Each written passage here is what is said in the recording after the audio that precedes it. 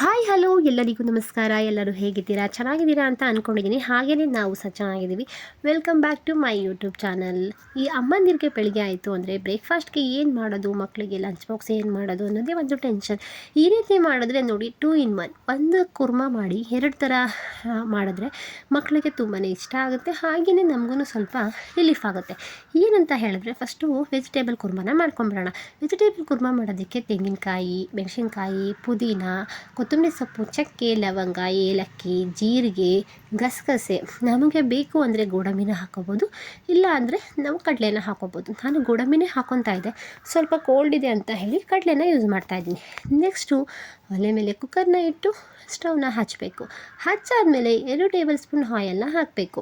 Oil ಬಿಸಿ ಆದಮೇಲೆ ಅದಕ್ಕೆ ಸಾಸಿವೆ, ಜೀರಿಗೆ ಅದು ಸ್ವಲ್ಪ ಚಟಪಟ ಅನ್ನೋವರೆಗೂ ವೆಯ್ಟ್ ಮಾಡಬೇಕು. ಅದು ಸ್ವಲ್ಪ ಚಟಪಟ ಅಂದಮೇಲೆ ಅದಕ್ಕೆ 1-2 ಮೆಣಸಿನ್ಕಾಯಿ ಉದ್ದುದಕ್ಕೆ ಹಚ್ಕೊಂಡು ಹಾಕಿದ್ರೆ ತುಂಬಾ ಚೆನ್ನಾಗಿರುತ್ತೆ. ನೆಕ್ಸ್ಟ್ ಅದಕ್ಕೆ ಆನಿಯನ್ನು, ಕರಿಬೇವು ಇದೆಲ್ಲ ಹಾಕಿ ಅದು ಸ್ವಲ್ಪ ಚೆನ್ನಾಗಿ ಫ್ರೈ ಆಗಬೇಕು. ಅಲ್ಲಿವರೆಗೂ ವೆಯ್ಟ್ ಮಾಡಿ. ಕಡಿಮೆ ಉರಿಲೇ ಮಾಡ್ಕೊಳ್ಳಿ, ಅದು ಸೀದೋಗ್ಬಿಟ್ರೆ ಅಷ್ಟು ಟೇಸ್ಟ್ ಬರಲ್ಲ ಅಲ್ವಾ, ಅದಕ್ಕೋಸ್ಕರ ಕಡಿಮೆ ಉರಿಲೇ ಫ್ರೈ ಮಾಡ್ಕೊಳ್ಳಿ. ನೆಕ್ಸ್ಟ್ ನೋಡಿ ಕರಿಬೇವನ್ನ ಹಾಕ್ತಾಯಿದ್ದೀನಿ. ಅದೆಲ್ಲ ಫ್ರೈ ಆಗೋಷ್ಟರಲ್ಲಿ ನಾನು ಖಾರನ ರುಬ್ಕೊಂಡು ಬಂದೆ ಅಲ್ವಾ, ಅದನ್ನು ಹಾಕೋಣ. ವೆಜಿಟೇಬಲ್ಸ್ ಎಲ್ಲ ಕಟ್ ಮಾಡಿ ಇಟ್ಕೊಂಡಿದ್ದೀನಿ. ನಿಮ್ಗೆ ಏನೇನು ಬೇಕು ಎಲ್ಲ ವೆಜಿಟೇಬಲ್ಸ್ ಹಾಕಿ ತುಂಬಾ ಚೆನ್ನಾಗಿರುತ್ತೆ. ನಾನು ಶುಂಠಿ ಬೆಳ್ಳುಳ್ಳಿನ ಹಾಕಬೇಕಿತ್ತು, ರುಬ್ಬೋದಕ್ಕೆ ಮಿಸ್ ಆಯಿತು. ಅದಕ್ಕೋಸ್ಕರ ನಾನು ಶುಂಠಿ ಬೆಳ್ಳುಳ್ಳಿ ಪೇಸ್ಟ್ನ ಹಾಕ್ಕೊತಾ ಇದ್ದೀನಿ. ಅದು ಅಷ್ಟೇ 1 ಸೆಕೆಂಡ್ ಹಸಿ ಸ್ಮೆಲ್ ಹೋಗೋವರೆಗೂ ಫ್ರೈ ಮಾಡ್ಕೊಳ್ಳಿ. ಇದು ಶುಂಠಿ ಬೆಳ್ಳುಳ್ಳಿನ ರುಬ್ಬಕ್ಕೆ ಹಾಕಿದ್ರೇ ತುಂಬಾ ಟೇಸ್ಟ್ ಇರುತ್ತೆ, ಶುಂಠಿ ಬೆಳ್ಳುಳ್ಳಿ ಪೇಸ್ಟ್ಗಿಂತನೂ. ನಾನು ಯಾವಾಗಲೂ ಹಾಗೇ ಹಾಕೋದು. ನೆಕ್ಸ್ಟ್ ನಾನು ಎಲ್ಲ ವೆಜಿಟೇಬಲ್ಸ್ ತೊಗೊಂಡಿದ್ದೀನಿ ಅಂತ ಹೇಳಿದ್ನಲ್ಲ, ಎಲ್ಲ ತೊಗೊಂಡಿದ್ದೀನಿ. ಈ ಸಲ ಬಟಾಣಿ ನಾನು ನೆನೆ ಹಾಕಿರಲಿಲ್ಲ, ಅದಕ್ಕೋಸ್ಕರ ಬೀನ್ಸನ್ನ ತಂದು ಬಿಡಿಸಿ ಇಟ್ಕೊಂಡಿದ್ದೆ, ಬೀನ್ಸ್ ಕಾಳು, ಅದನ್ನು ಹಾಕ್ತಾಯಿದ್ದೀನಿ. ತುಂಬಾ ಚೆನ್ನಾಗಿರುತ್ತೆ ಬಟಾಣಿ, ಬೀನ್ಸು, ಇದು ಯಾವುದಾದ್ರೂ ಸರಿ ತುಂಬ ಚೆನ್ನಾಗಿರುತ್ತೆ. ತೊಗರಿ ಕಾಳಿದ್ರೆ ತೊಗರಿ ಕಾಳನ್ನ ಯೂಸ್ ಮಾಡಿದ್ರೂ ತುಂಬ ಚೆನ್ನಾಗಿರುತ್ತೆ. ನೆಕ್ಸ್ಟು ಟೊಮೊಟೊನ ಹಾಕಿ ಚೆನ್ನಾಗಿ ಫ್ರೈ ಮಾಡ್ಕೋಬೇಕು. ಇದೆಲ್ಲ ಸ್ವಲ್ಪ ಫ್ರೈ ಆದಮೇಲೆ ನೆಕ್ಸ್ಟ್ ನಾವು ರುಬ್ಬಿ ಇಟ್ಕೊಂಡಿರ್ತೀವಲ್ವ ಖಾರನ, ತುಂಬಾ ನುಣ್ಣಗೆ ರುಬ್ಕೋಬೇಕು. ನೆಕ್ಸ್ಟ್ ಅದನ್ನು ಆ್ಯಡ್ ಮಾಡಬೇಕು. ಅದನ್ನು ಹಾಕಿ ಸ್ವಲ್ಪ ಚೆನ್ನಾಗಿ ಕೈ ಆಡಿಸ್ಬೇಕು. ಯಾಕೆ ಅಂದರೆ ಇಲ್ಲ ಅಂದರೆ ಅದು ತಳ ಹಿಡಿಯೋ ಚಾನ್ಸಸ್ ಇರುತ್ತೆ, ಅದಕ್ಕೋಸ್ಕರ. ತಳ ಹಿಡಿದ್ರೆ ಅಷ್ಟು ಟೇಸ್ಟ್ ಬರಲ್ಲ, ಅದಕ್ಕೋಸ್ಕರ ಈ ಥರ ಮಾಡಿ. ಕಾಯಿ ಹಾಕಿರೋದ್ರಿಂದ ಬೇಗನೆ ಅದು ತಳ ಹಿಡ್ಕೊಂಡ್ಬಿಡುತ್ತೆ. ನೆಕ್ಸ್ಟು ಅದನ್ನೆಲ್ಲ ಆದಮೇಲೆ ನಿಮ್ಗೆ ಎಷ್ಟು ಬೇಕು ಅದಕ್ಕೆ ಅಷ್ಟು ನೀರನ್ನ ಹಾಕ್ಕೊಳ್ಳಿ. ನಾನು ಎಷ್ಟು ಬೇಕು ಅದನ್ನು, ನಾನು ಎರಡಕ್ಕೂ ಬೇಕಾಗಿರೋದ್ರಿಂದ ಸ್ವಲ್ಪ ನೀರನ್ನ ಜಾಸ್ತಿನೇ ಹಾಕ್ಕೊತಾ ಇದ್ದೆ.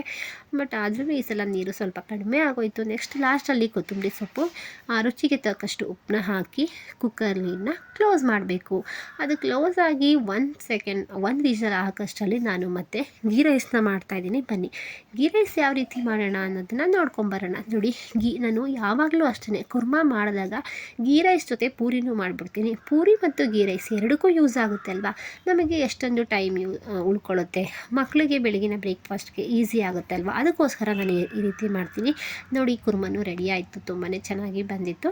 ನೆಕ್ಸ್ಟ್ ನಾನು ಗೀ ರೈಸ್ನ ಮಾಡ್ತಾಯಿದ್ದೀನಿ. ಗೀ ರೈಸ್ಗೆ ಮೊದಲು ತುಪ್ಪನ ಹಾಕಬೇಕು. ಗೀ ರೈಸ್ ಅಂದ್ರೇ ತುಪ್ಪದ ರೈಸ್ ಅಂತಲೇ ಅಲ್ವಾ, ಅದಕ್ಕೆ 2 ಟೇಬಲ್ ಸ್ಪೂನ್ ತುಪ್ಪನ ಹಾಕ್ತಾಯಿದ್ದೀನಿ. ನೆಕ್ಸ್ಟು ಅದಕ್ಕೆ ಈ ಗರಂ ಮಸಾಲೆ ಐಟಮ್ ಬರುತ್ತಲ್ಲ ಅದನ್ನು ಹಾಕ್ಕೊಳ್ಳೋಣ. ಚಕ್ಕೆ, ಲವಂಗ, ಪಲಾವ್ ಎಲೆ ಮತ್ತು ಜೈಪತ್ರೆ, ಹಾಗೆಯೇ ಅನಾನಸ್ ಮೊಗ್ಗು, ಇದನ್ನೆಲ್ಲ ಹಾಕ್ಕೊಂಡು ಇದಕ್ಕೆ ಅಜ್ವಾನ ಹಾಕ್ಕೊಂಡ್ರೆ ತುಂಬಾ ಚೆನ್ನಾಗಿರುತ್ತೆ. ನಾನು ಅಜ್ವಾನ ಇರಲಿಲ್ಲ ಅಂತ ಹೇಳಿ ಜೀರಿಗೆನ ಆ್ಯಡ್ ಮಾಡಿದೆ. ಜೀರಿಗೆನೂ ಅಷ್ಟೇ ತುಂಬಾ ಟೇಸ್ಟ್ ಕೊಡುತ್ತೆ ಇದಕ್ಕೆ. ನೆಕ್ಸ್ಟ್ ಚಕ್ಕೆ ಲವಂಗ ಹಾಕಿ ಇದೆಲ್ಲ ಆದಮೇಲೆ ಸ್ವಲ್ಪ ಚಟಪಟ ಅಂತ ಅಂದಮೇಲೆ ಅದಕ್ಕೆ ಈರುಳ್ಳಿನ ಹಾಕ್ತಾಯಿದ್ದೀನಿ. ಈರುಳ್ಳಿನ ಹಾಕಿ ಚೆನ್ನಾಗಿ ಫ್ರೈ ಮಾಡ್ಕೋಬೇಕು. ಇದು ಸ್ವಲ್ಪ ಬ್ರೌನ್ ಕಲರ್ ಬಂದಮೇಲೆ ಅದಕ್ಕೆ ಶುಂಠಿ ಬೆಳ್ಳುಳ್ಳಿ ಪೇಸ್ಟನ್ನ ಹಾಕಬೇಕು.